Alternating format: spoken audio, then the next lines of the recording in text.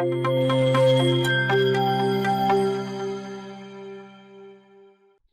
again.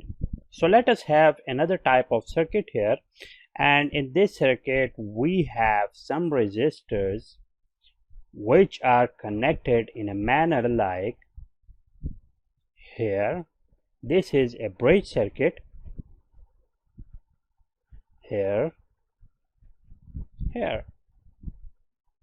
Okay, so we can easily see that this is the resistor R1, this is, let's say, voltage Vs, this is R2, R3, R4 and R5.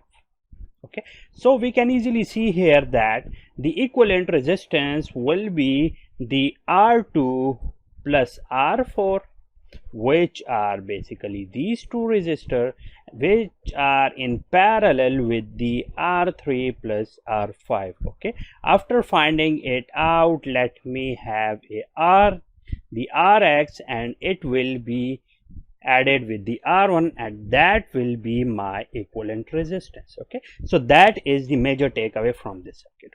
But let me have a circuit like this one, that I have shorted these two terminals.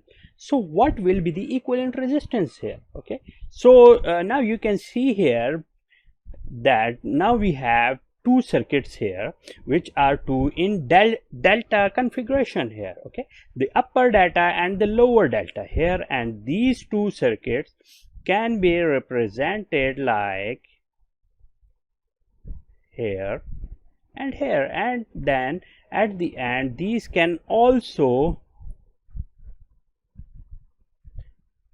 be represented like this one, and at the end when these resistors will be represented like here, so it will be like this one, with which other two resistors will be here, and the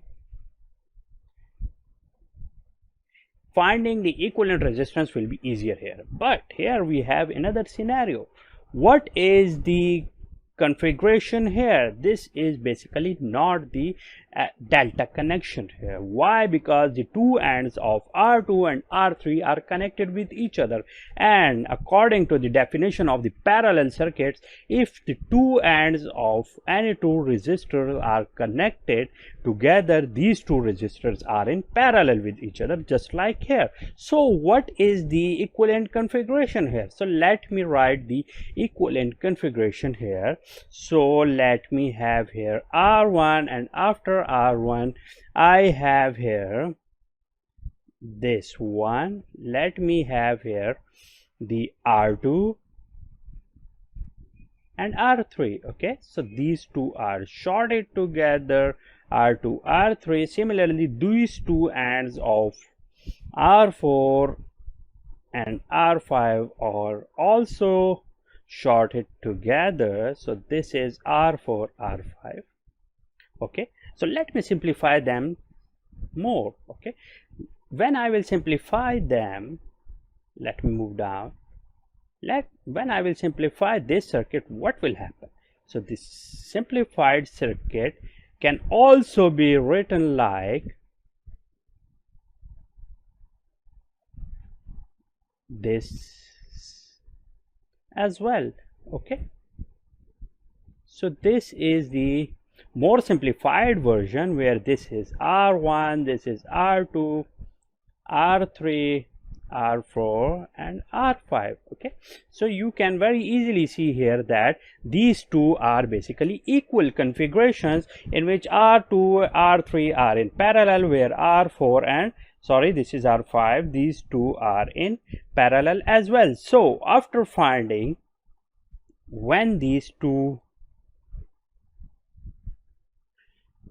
after finding the parallel combination of R2 and R3, the two configurations will be in series with each other.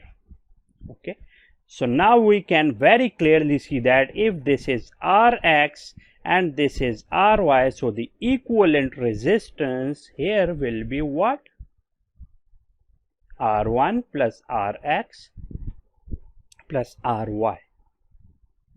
So that would be the equivalent resistance here, and we can easily use all the other methods here, that if the total current here is passing through here, so after this total current, what will happen?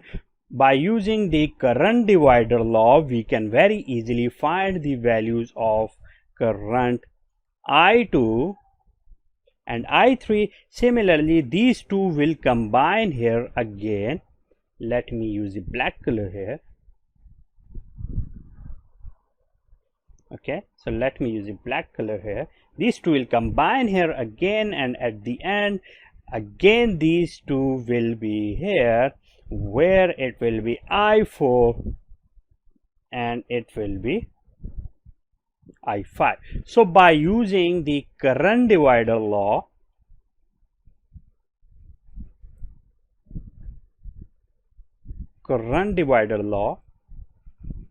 we can easily find out the values of I2, I3, I4 and I5, where the value of the total current will be equal to the Vs divided by R equivalent. So in this way you can easily solve the problem which seems very difficult to you.